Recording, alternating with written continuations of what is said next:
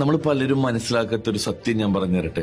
നമ്മൾ വിചാരിച്ചിരിക്കുന്നത് നമ്മൾ ചില ആളുകളോടൊക്കെ നിങ്ങളോട് മോശമായി പെരുമാറുന്നവരോട്, നിങ്ങൾ ആഗ്രഹിക്കുന്ന പോലെ, നിങ്ങൾ പ്രതീക്ഷിക്കുന്ന പോലെ നിങ്ങളോട് പെരുമാറുന്നവരോട്, അല്ലെങ്കിൽ നിങ്ങളെ വേദനിപ്പിക്കുന്നവരോട്, നിങ്ങളെ സങ്കടപ്പെടുത്തുന്നവരോടൊക്കെ റിയാക്ട് ചെയ്തു കഴിഞ്ഞാൽ, പ്രതികരിച്ചു കഴിഞ്ഞു കഴിഞ്ഞാൽ അവര് സ്വഭാവം മാറും, അല്ലെങ്കിൽ അവരുടെ സ്വഭാവത്തിൽ ഒരു മാറ്റം ഉണ്ടാവുമെന്നാണ് നമ്മളൊക്കെ പലരും തെറ്റിദ്ധരിച്ചിരിക്കുന്നത് അല്ലേ. പക്ഷെ ഒരു സത്യം നമ്മൾ ഇതുവരെ മനസ്സിലാക്കിയിട്ടില്ല.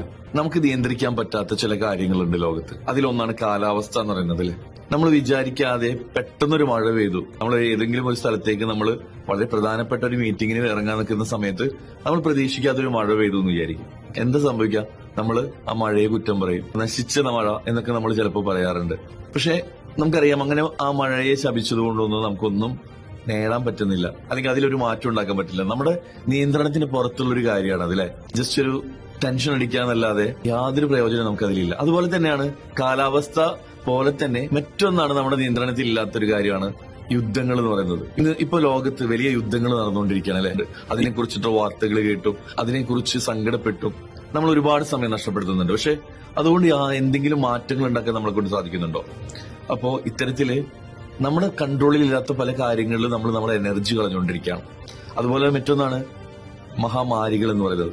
കൊറോണ പോലുള്ള ഒരുപാട് മഹാമാരികൾ, പകർച്ചവ്യാധികൾ നമ്മൾ നേരിട്ടതാണ്.